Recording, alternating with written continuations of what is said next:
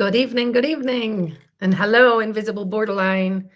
You might be the only one here, if indeed you're even here at the moment. It says there's no one in the room. How are you this evening? And who's watching? I can see there's a few people here. Say hi. What should we talk about?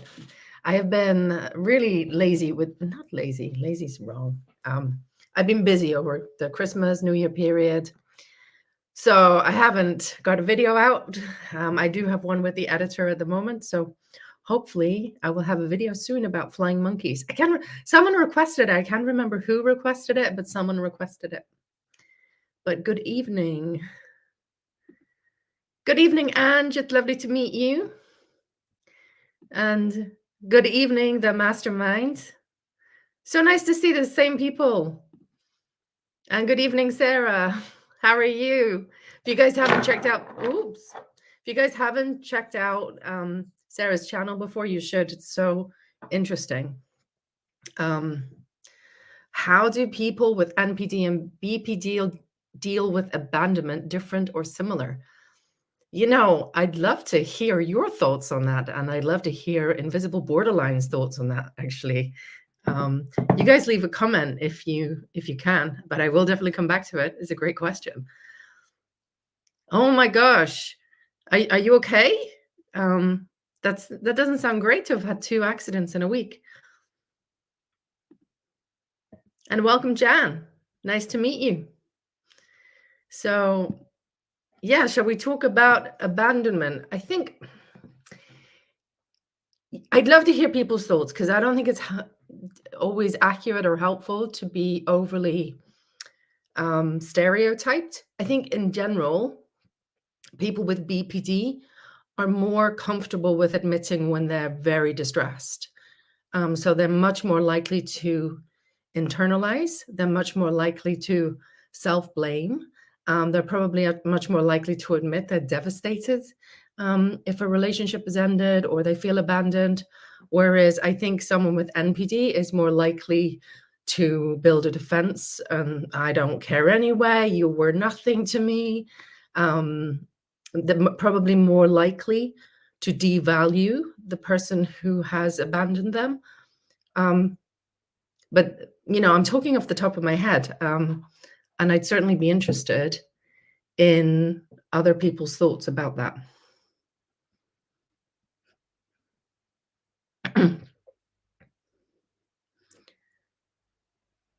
So, okay, depends on how you feel about the person.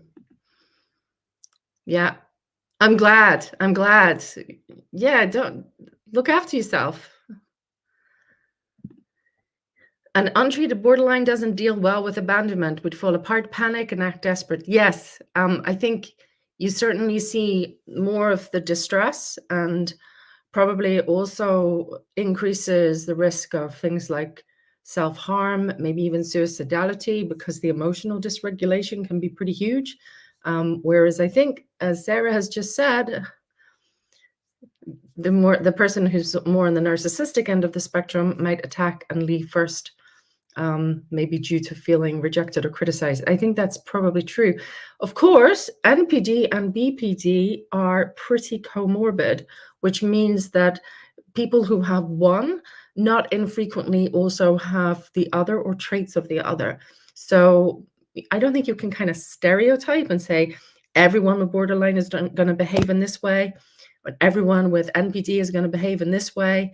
But I think that's probably the general pattern, is with the people on the BPD end of the spectrum, you're going to see all of the distress, the emotional dysregulation, and maybe some more self-blame and self-punishment for some. And with the NPD end of the spectrum, you're going to get the devaluation, never cared about you anyway, or potentially the revenge.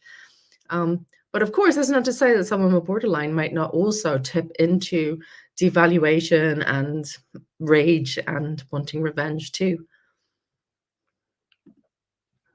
So Jan, I have NPD and would say it is devastating to you to be abandoned.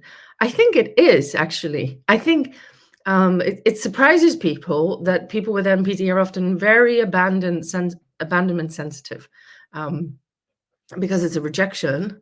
Why would someone abandon you if you're so amazing? So it's such an ego wound. But, you know, let me know what you think.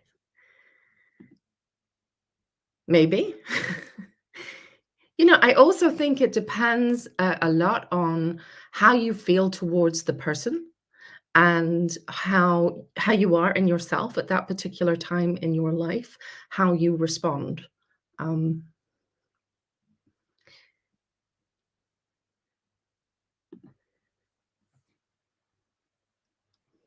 so the mastermind, I have NPD, and if I try to fix a problem and apologize and it doesn't work, I would get pissed off. Like, I did this for you and it didn't work. Then there's something wrong with you. Yeah, that's the devaluation. It's the defensiveness against the sort of wound of being abandoned. It's like, rather than sort of where the borderline person might inaccurately, by the way, tip into, if I'm abandoned, it means I'm inadequate. I failed in some way. I've been a terrible partner, beat themselves up, maybe become very self-hating, very distressed, maybe also very overwhelmed, thinking I can't possibly cope without the support of this other person in my life, and really, really become extremely distressed by that. Whereas someone who's more on the narcissistic end of the spectrum is much more likely to get pissed off, blame the other person, because it's deeply painful for someone who's narcissistic to acknowledge any of their own flaws, any of their own mistakes, any of their own contributions to a difficulty in a relationship. So the defensiveness of blaming the other person and saying, look how much I did for you, and this is how you repay me, I think is probably a much more of a narcissistic thing. But you know what? These things can co-occur together, and you can even see that people flip between those different reactions at different times. So borderline, after the sadness, then comes the rage, and I'm screaming for vengeance if I feel tricked or lied to. Yeah, absolutely. In schema therapy, we think about having different schema modes. So you may have the same schema activated. It may be that you've activated a sense of abandonment. Other people are not reliable. I can't trust other people. They're not going to be there for me. In the end, I'm going to be alone. And that may trigger a vulnerable child mode that could leave you feeling, I'm alone, I'm isolated, I'm not cared about, I'm unimportant, I'm not special. And then you may then later start to enter into a more angry child mode, which might be more like, it's so unfair, I'm treated so badly, I'm always hurt by people. Or a much more defensive angry mode, which is more like an angry protector mode, which is like, how could you do this to me? Screw you. And I'm going to get revenge. I'm going to get my own back on you in some way. So that's a more angry protector. And that can often be about defending yourself, making yourself feel better, making yourself maybe feel more powerful, or feeling less bad about yourself because it's the other person's fault, not yours, if they've abandoned you. So that's kind of what function that anger serves. But I think it's very unique to individual people, and I don't like to make big stereotypes. Whew, Sarah agrees with me.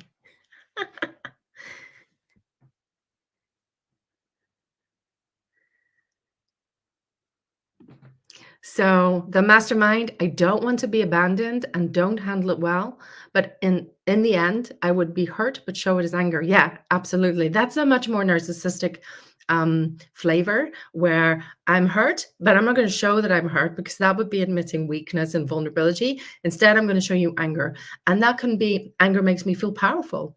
Anger makes me feel justified. Anger makes me think I was in the right and you were in the wrong, and you've treated me so badly, so unfairly. And so it's all your fault.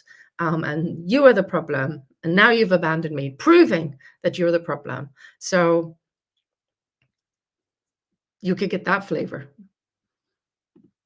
So Jan, I've never felt amazing about myself. I always felt I need to act to show that I'm better than I actually am. That's the essence of a narcissistic defense, is I don't feel like I'm good enough in myself, so I have to present a certain image, a certain way of being in order to be acceptable to other people. The last 10 months of your life, oh no. Oh no, I'm sorry. I'm sorry, invisible borderline. That sounds tough. But they always betray you. It's their fault, right? I find now that I understand it so well, and my family understands it now, that words can solve it so quickly and beautifully. Absolutely. Yeah. It's when you start to really get insight into what's going on for you, and you can articulate your experience, and you can get just that little bit of distance from it.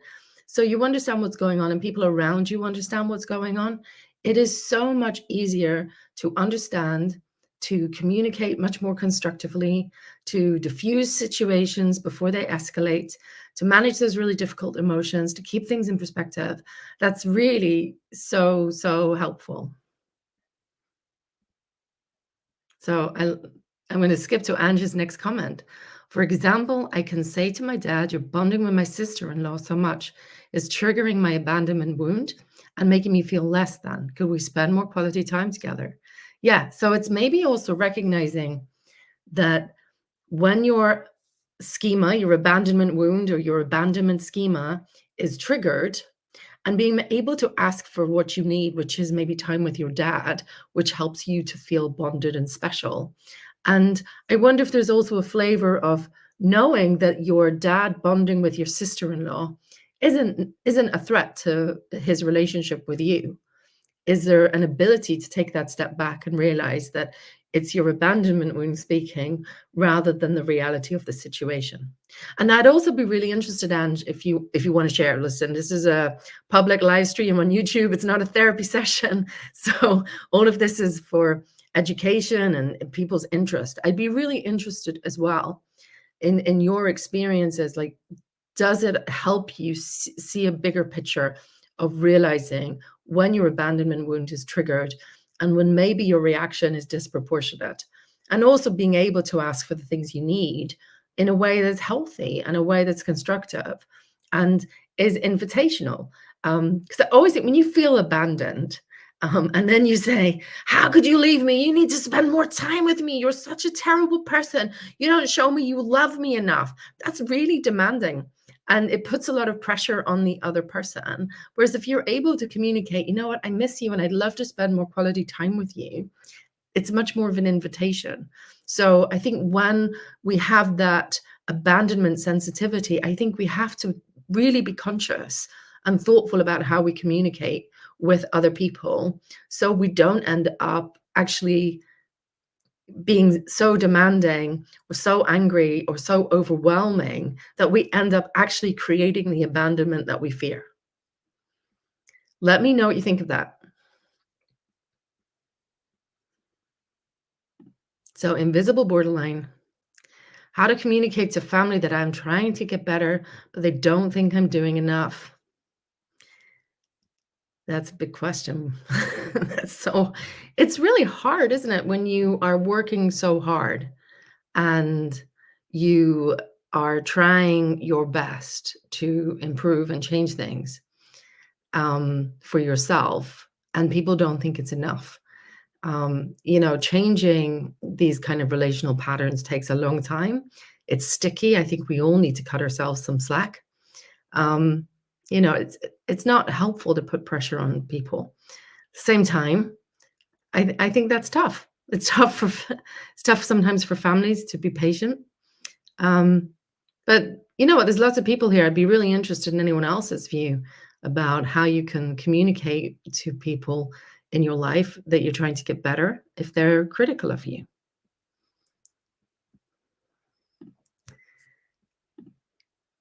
It's almost like you understand NPD. Hmm.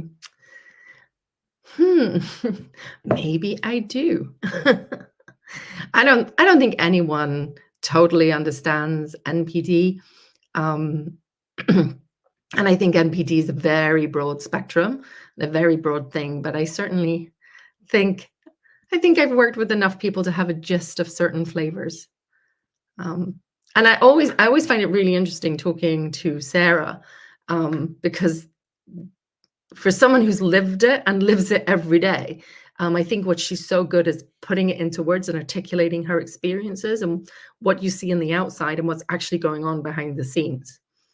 I think it's something that a lot of people don't appreciate it. They only see that surface behavior. They don't appreciate what's going on behind the scenes. So Ange, oh, we already covered that one. Hello, Abdulaziz. I don't think we've met. It's lovely to meet you. No, this live isn't about BPT only. My channel is about relationships and issues of narcissism, and certainly not just about BPD or personality disorders, or, we can talk about anything you want to talk about. Let me know. So Ange, logically, I know it shouldn't be a threat, but emotionally, I feel it. I think that's key. That's the first insight you need to have. I might feel it, but that doesn't mean it's real. And it does help to know to say it and ask for help. And my dad is also really good now at responding by saying, I'm so loved. I think that's so beautiful. So when you have that insight into yourself and you have much more understanding of yourself, and hopefully other people who are important in your life also benefit from some of that understanding. Did you put it to them? Did you explain it to your dad? Or did you have family therapy? Did your dad attend therapy sessions? Because I think nurturing that kind of understanding is so helpful, because it helps people to know what their loved one actually needs and how they can meet their needs rather than having to fight with them. And it also, I think, at its best, and I think you see this a lot in couples therapy, where you can actually get a couple or a family to look at the problem as their collective problem, that they all going to work together, as opposed to being a conflict where they're all having to fight with each other. And I think that's a big shift. When you're able to do that, you're able to say, okay, we have this abandonment wound, we have this abandonment schema, and this is the problem that Ange has. When you know that's the problem, not your family, and when your family know that's the problem, not you. So as in, the problem is the abandonment wound, it's not you, it's not them. That can really create a kind of collaborativeness, that you can all work together to see that as a problem that you can work together on, that you can support each other with. And I'm sure it does help that you've done a lot of traditional therapy and DBT and chemotherapy. I'm sure it does. So invisible borderline. I have 2 grandsons. They don't do emotions. Their dad is the same. That's not unusual, but maybe difficult because you can't read them. And maybe difficult as well because you may find they're not so open to you and your emotions. So your family has done a lot of therapy. That doesn't surprise me when you describe how good your dad has got at being able to express love for you when you're experiencing an abandonment wound and you're able to communicate that with him. Sort of really suggests he has found a way of understanding that and understanding his own reactions to that, and being able to communicate more effectively, both him to you and you to him. Have I dealt with any people with histrionic personality disorder? How are they different or similar to other cluster Bs? The cluster Bs, they all overlap. I have worked with people who have histrionic traits. It's not, in the UK, we actually relatively rarely make diagnoses of personality disorders other than borderline personality disorder. It gets diagnosed all the time. So I don't know that I've ever seen anyone formally diagnosed with histrionic personality disorder, but I've certainly worked with people where there's histrionic traits. I would say you certainly get much more shallowness. Like they'll show up to therapy and they have stories to tell. They're very entertaining. They may be doing something outrageous. They may be wearing an outrageous haircut or clothing, and they want to entertain you. It's like, see me and give me attention, and I want to be interesting, and I don't want to bore you. The fear is, I think, often being boring, and but it can be quite shallow. And I think there is that real desire to be seen and to be seen as different and seen as to have that attention. But it's not necessarily in the way that you have with narcissists, where narcissists is much more, I am I need to be admired. I don't just need to be seen. And it's not even sometimes with narcissism, it's not even about being the center of attention. It's like, as long as I'm admired, as long as I sense that I'm respected and I have some sort of power and I'm important, um, they're okay with other people having attention as long as they're the most admired one. Whereas I think someone with the more histrionic traits is much more desiring of constant attention and not being forgotten, not being neglected. And if that makes sense, be really interested if anyone who's has those more histrionic traits. I'd be really interested in their experience. It is one of the cluster B disorders that really hasn't been researched very much. There's not so much data on it. There's not so much written about it. So it'd be really interesting. So probably anyone with histrionic traits that I worked with probably either doesn't have a personality diagnosis at all, or their personality diagnosis would be probably borderline or emotionally unstable and much more rarely narcissistic. But so Jan, I've been in therapy for over a year now, but I'm so afraid I will never be normal and will always be alone. I like the mastermind's question, what is normal? And if there is a normal, it could be boring. That's true. You know, therapy is a whole process, and I don't like to think about therapy as making anyone normal, particularly when it comes to dealing with these more life issues and personality issues. Um, most people would want to, if they're seeking therapy for depression or an anxiety disorder, they want to not have depression anymore. They want to experience good mood, or they don't want to experience anxiety. They want to be able to do the things they want to do without feeling completely terrified by them. Whereas I think when you're dealing more with personality issues, sometimes you're still going to be you. Yeah. And it's you're not going to fundamentally change the experiences that you've had that have shaped who you are. And I also think there's a lot of the things that you develop, um, they can be double-edged swords, right? So, when I work, look, I work in private practice in the UK. Um, so a lot of the people I work with who are on the more narcissistic end of the spectrum are very successful in some way. They're often very successful at their work, in business, or there's something that they're very, very good at and very talented at. And sometimes their narcissism has fueled being bold. It's fueled charisma. It's given them charm. Um, and it gets them admiration, which they like, and it brings success. But they struggle perhaps in certain areas. And I don't think of therapy as making them normal or taking away the things that they've been able to accomplish or the coping strategies that they have developed. It's more about adding to.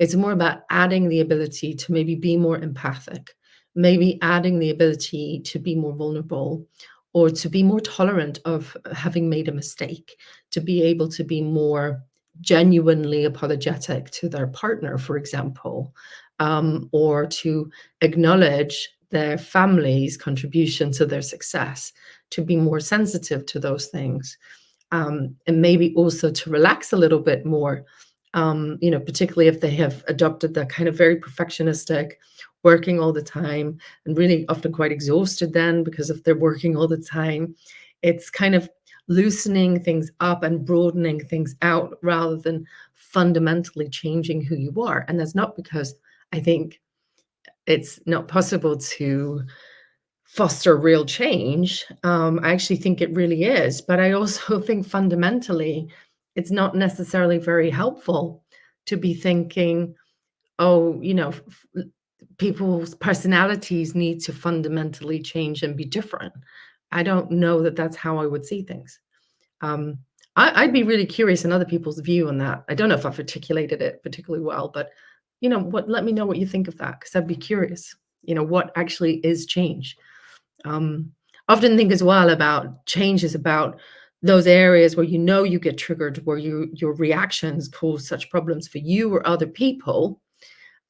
It's being able to lessen that, to maybe find a way to be less reactive, to act more wisely in those situations in ways that help you get your needs met. So, for example, if you have the abandonment schema and you have that fear of being alone and that fear of being abandoned, knowing that's a vulnerability, that doesn't necessarily change, but being able to get some perspective on it, being able to recognize, hang on, that is my abandonment wound talking. It doesn't mean my dad or my partner or my friend no longer cares about me or that I'm completely abandoned and alone now. It may be recognizing that that's triggered, being able to um, realize your reaction, your initial instinctive reaction may be exaggerated, and then being able to communicate in such a way that doesn't say, oh, well, it doesn't matter. That actually my needs do matter, but what I need is maybe some quality time, and I can ask for that in a way that's invitational to the other person, so they're going to want to spend that time with me. And I can communicate in a way that doesn't ultimately end up hurting the relationship and lead to my abandonment. So it's not necessarily that you fundamentally change something about your personality. It's about changing the way you cope with those kinds of situations, which actually in turn helps foster the kind of security in the relationships that you want. So there's real change, but I don't see it as like I'm taking people's personality and transplanting it with someone else and fundamentally making them a completely different person. You know what? I like the people I work with. Um, there's a lot of good, and I don't want to take that away.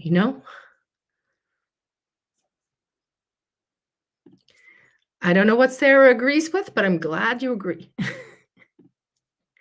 So, Ange, it's why I know people with NPD can get better. I've seen it with my father. It's so different from how things used to be. There used to be so much anger, criticism, rage, blame, and then avoidance. Absolutely. So, has he had his own therapy? I'd be kind of interested because I think I think therapy at the moment in the culture is very individualized. So, we think about, are we going to treat NPT? Are we going to treat borderline? Are we going to treat whatever? And actually, these disorders are very relational. They're very interpersonal. And I really think we need much more in the way of family and systemic and couples therapy to help people with these kind of difficulties, because the whole system needs to evolve in a way. Because if the person who's quite narcissistic, who maybe tends to be very critical or rageful or blaming or avoidant, can lessen that in some way, be less reactive, be more willing to hear someone else's perspective, more willing to be concerned about them rather than having their own ego threatened, that transforms that relationship. But it's also really helpful if the other person, who maybe is more prone to feeling abandoned or more prone to self-blame or more prone to big emotional reactions, if they too are aware of that in themselves and much more able to communicate what's going on for them. I do think it really is helpful to understand those interactive processes.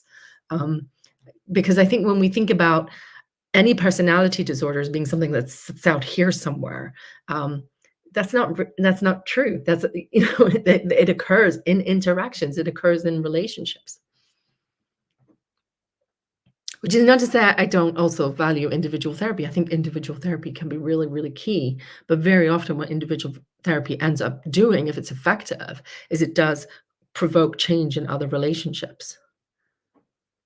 And it's always interesting to me. Sometimes sometimes it brings relationships to an end. I think when you begin to transform your expectations in a relationship, sometimes the writing is on the wall for a toxic relationship, because if you build your self-esteem and you build your self-respect and you're much more concerned for yourself and you strengthen yourself, if you're in a relationship that's very hurtful or neglectful or abusive, then really good therapy might actually give you the strength to take steps to move away from that relationship. I've certainly seen that happen too. But ultimately, individual therapy affects the system. So I need to get family therapists on. I need to I need to collaborate with them. So invisible borderline. Never had anxiety like I've had since my last breakup. It's crushing and over everything. I'm so sorry. That's tough. That's tough. You look after yourself. Look after yourself. It'll pass.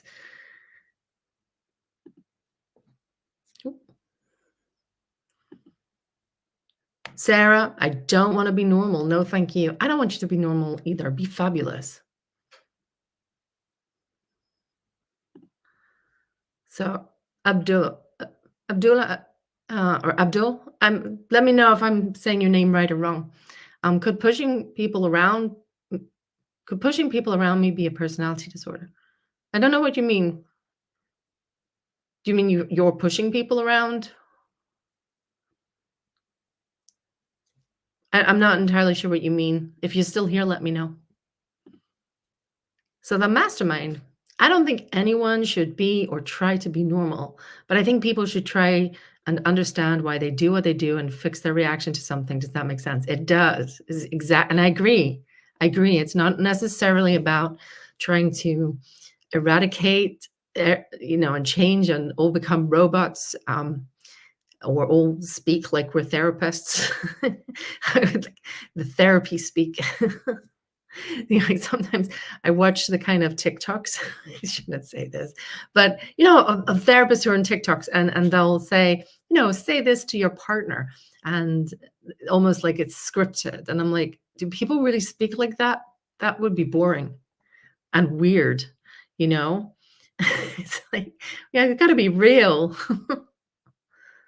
But I think it is about understanding our reactions and being able to think about, how do I interact in ways that are actually serving my needs and serving my interests and getting my needs met, and also are respectful and meet the needs of the other people involved in the relationships. So invisible borderline. I don't want to change. I want to remain me, but I'd like to be less reactive, more like I was pre-crisis point. I hope you can get there. I do. Have you got some hope? And are you getting some help with that? So Jan, so why is people like Dr. Ramani and others at NPT can't be helped and everyone needs to run from them? That's a very profitable message. It is. It's a very simplistic message. If I was very cynical, I'd say it's a very profitable message. It's a message that pays. It's a simple message, and sometimes it fuels people's anger and it validates people's anger. And sometimes that's not wrong, right? People have been in relationships that are very abusive or very exploitative, where there's been a lot of deception, and where actually the relationship has been so bad, it's not a good person for them to be in a relationship with. And there are also people who, some of whom have NPT, some of whom may not have NPT, but there are people whom I don't think are in a fit state to be in a relationship with anybody. If people are so reactive, that they're angry, that they're abusive, that they're controlling, that they're hurtful to their partners or to other people around, or they are, really abusive. Those people are not good for anyone to be in a relationship with. And I think there's certainly times when it is right to run from certain people, to avoid certain people, or to avoid certain kinds of relationships. You won't get disagreement from me about that. But I think probably where Dr. Ramani and others would differ from me, and I think also some other people who I respect and like on YouTube, like Mark Atenshin or Wendy Behary, is that narcissism is a spectrum, that people with NPD have valuable relationships that are important to them and to the other people in those relationships. and that there's a lot that can be done to help both the person with NPD and the people in that system around someone with NPD to improve those relationships. And the scope and the capacity for change and relating in healthier ways varies. For some people, it's not there. And for other people, there's quite a lot of capacity for that, especially if other people in the system also have the capacity and willingness for that. So it really varies. And I think that very nuanced perspective, which isn't black and white, which isn't giving people a clear message, while I think it's more helpful and I think it's more accurate, it is not necessarily a popular one. And I think also, sometimes people want simplicity. And I've had responses to videos where I've literally said, I not everyone not all relationships are good relationships to stay in. But here are things you can do to help a difficult, hurtful, or an unsatisfying relationship with a lot of conflict and antagonism, or someone's behaving in a very narcissistic way that's hurtful. And people will say, I'm arguing that people should stay with their abusers. And I literally say, this doesn't apply where the person is consistently abusive. I don't know. But it's also, I think sometimes people have had their own experiences with a partner, or a parent or someone else where they've been abused, and then to pin that abusive experience on a diagnostic category and assume that everyone who has that diagnosis, or who they think may have that diagnosis, and often the person hasn't been formally diagnosed. This is an abuse survivor or someone who's been in a very hurtful relationship, has labeled their partner or their ex-partner as having narcissistic personality disorder, without any kind of assessment, without even a real understanding of what that is, other than baddie, bad person, abuser. That's not accurate. That's not based in the scientific evidence. That's not based in current psychological thinking. So yeah, that's my view. I've had a little rant now. I have a question for you guys.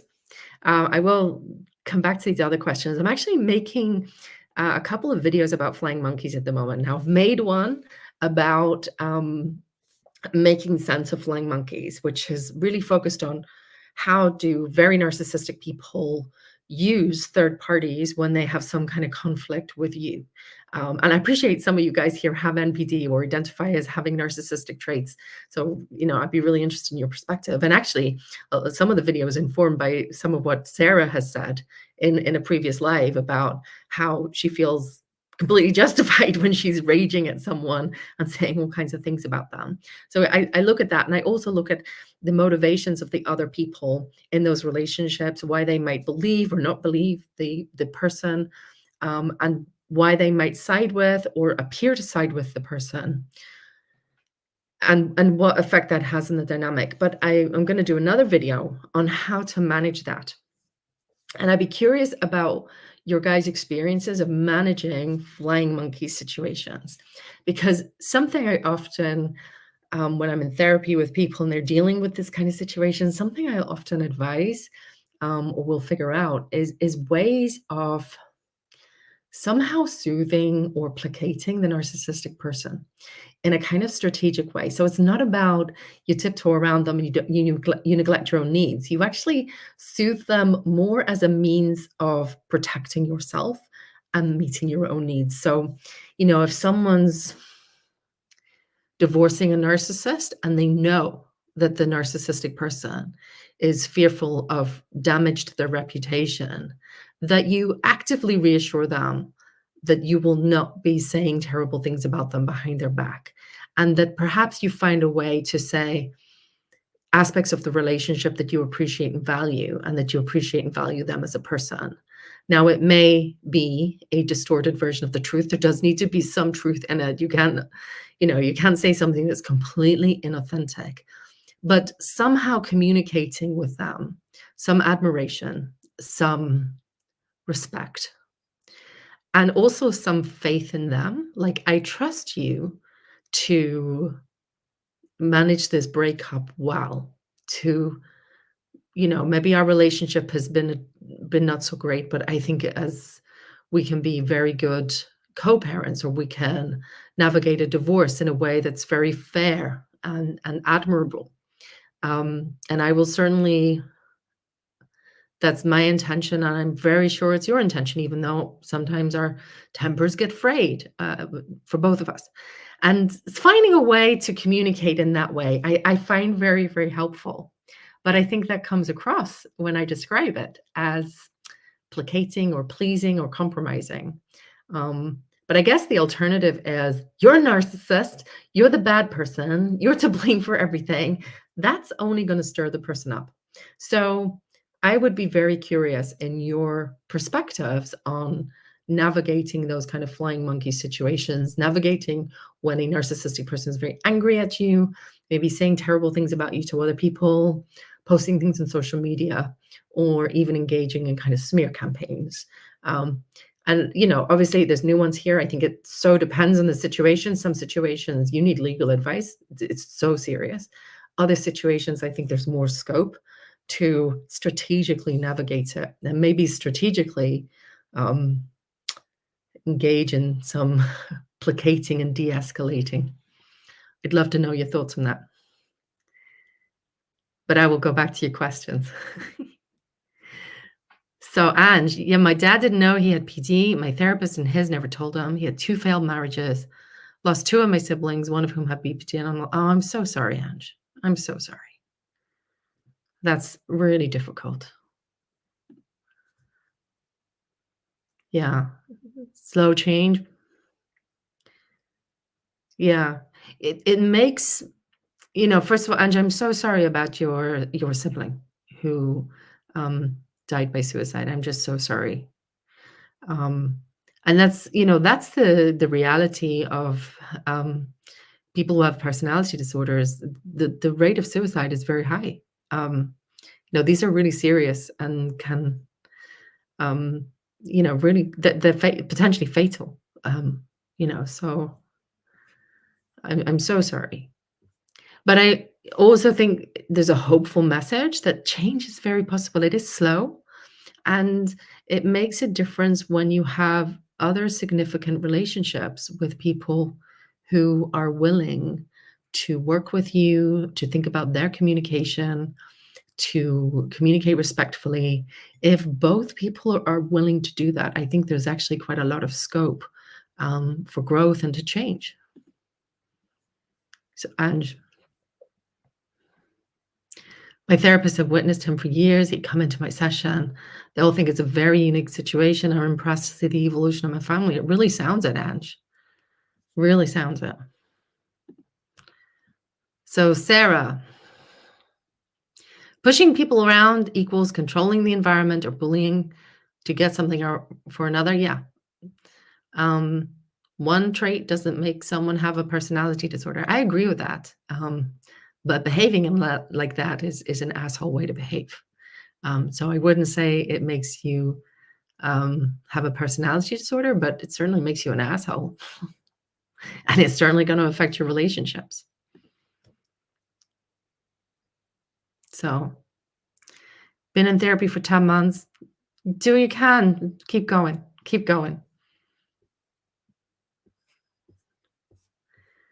So the mastermind, you're right. NBD is where the money's at, not fixing us, because you fix us, there's no money coming in. Yeah.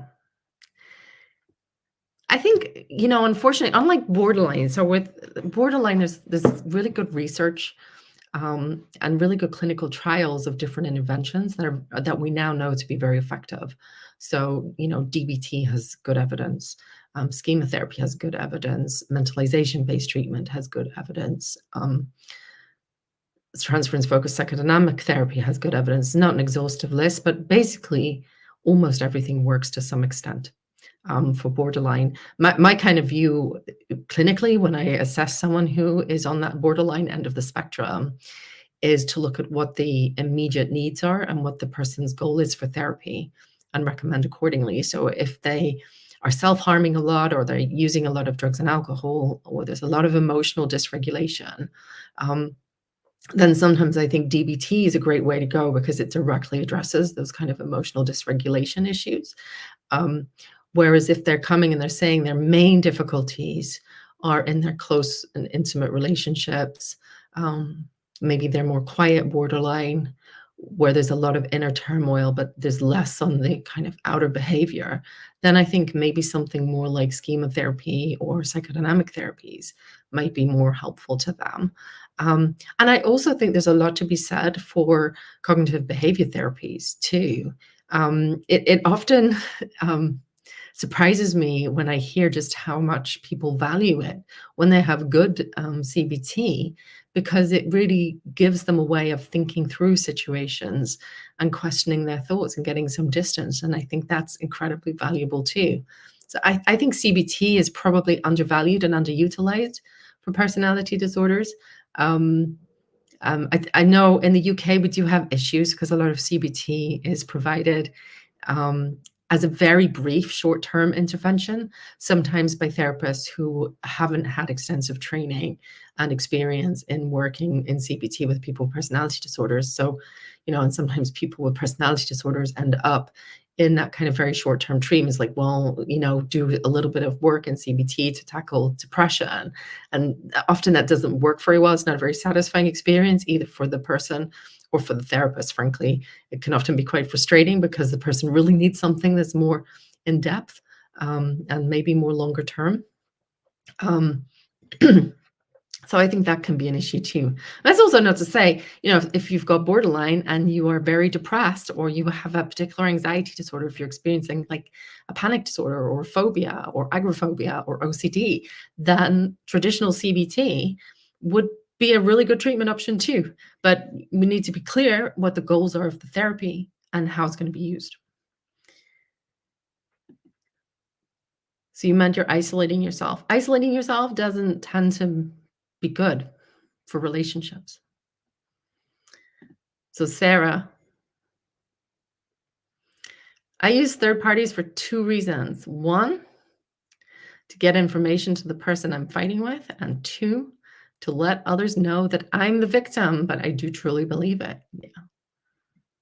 Is it also to get information from the person you're fighting with? Because I think that's sometimes the case too, that there's almost like let me do a bit of an emotional temperature check before I even think about reapproaching this person to see how they are, whether they're likely to be angry, to be rejecting, whether they're likely to be apologetic. I think that's also a factor for some people. So the mastermind. It's funny how narcissistic people can get and think that everyone who has NPD or NPD traits are exactly like the one in their life who hurt them. Yeah. It's I think that really is absolutely in a nutshell what some of the issues I have with some of the narcissistic abuse channels. One, often the person who's being accused of being a narcissist is being there's not a formal diagnosis. There isn't any kind of treatment. It's basically weaponizing a psychiatric diagnosis to demonize someone. And then I'll get accused of invalidating victims. And I'm like, you can say someone is abusive, someone is very hurtful, someone's behavior is a problem to me, and has caused me a lot of distress and been very abusive. And that you don't need a psychiatric diagnosis to say or validate that. That's valid without it. Other times when I hear some of the stories that people who run these channels tell about their ex-partners, they're so horrendous that I wonder if the people that they're talking about were not actually psychopaths, were not really actually actively on the psychopathic end of the spectrum, really deep in that dark triad. And, I've certainly come across situations where you can see in the description of the behaviors, very early attempts to get information that can be used in an exploitative way. And I'm thinking of, I'm not going to say the name, but I am thinking of a particular story I read where it was very clear that right from the start of the relationship, the narcissist was seeking information about the person's financial situation and then subsequently use that information in order to con them out of quite a lot of money. And that is psychopathic and it's criminal. Um, I wouldn't be confident to say it was narcissistic. What you often see more with the narcissistic early stage relationships is I think sometimes people see the love bombing stage, for example, as a deliberate manipulative attempt to manipulate someone. And it may be for some people, that is absolutely the case. It is deliberate and calculated. I'm going to give this person lots of validation, lots of praise, get all that information about them so I can exploit it later. Um, and yeah, I think the classic example of that is Simon from the Tinder Swindler. I don't know if you've seen that on Netflix, where he was actively getting information and then using it later. And he was a con man. He was a financial con man. He was basically stealing, exploiting people, and stealing thousands upon thousands upon thousands and thousands of pounds and living an extravagant lifestyle on it, right? Whereas I think for most of the narcissistic people I've met and I've worked with, that early love bombing stage, to them is this real. And there is the fantasy of ideal love. They really imagine that this next person is going to be amazing, that they're an amazing partner to this person, that they found their ideal love. And that love bombing isn't an active attempt to trick someone or lure them in. They are swept up in that fantasy as much or maybe even more than the other person involved, and I always think that's interesting. And I don't think we always appreciate that, that actually the narcissistic person is often just as caught up in that fantasy.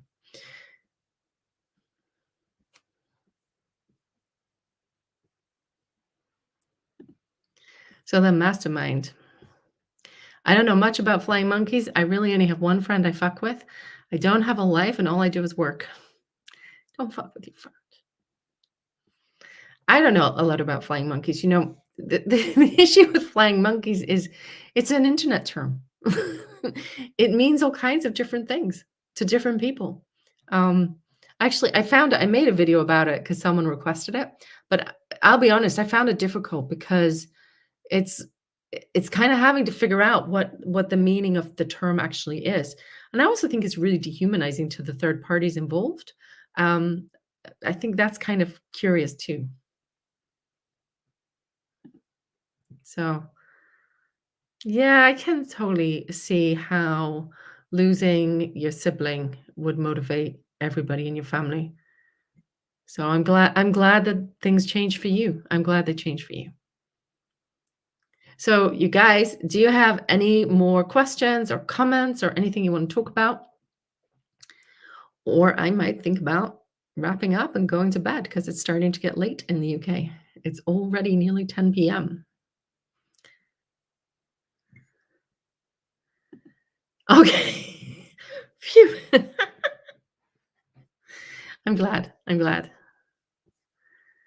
All right, you guys, as always, it has been a pleasure. And thank you so much for being here. It is so nice to see some familiar faces, the same people often showing up. I'm going to try to make Sunday night at 9 p.m. a regular thing. So hopefully I will, unless something goes terribly wrong, I will see you next Sunday at 9 p.m. and I will look forward to it. Guys, take good care.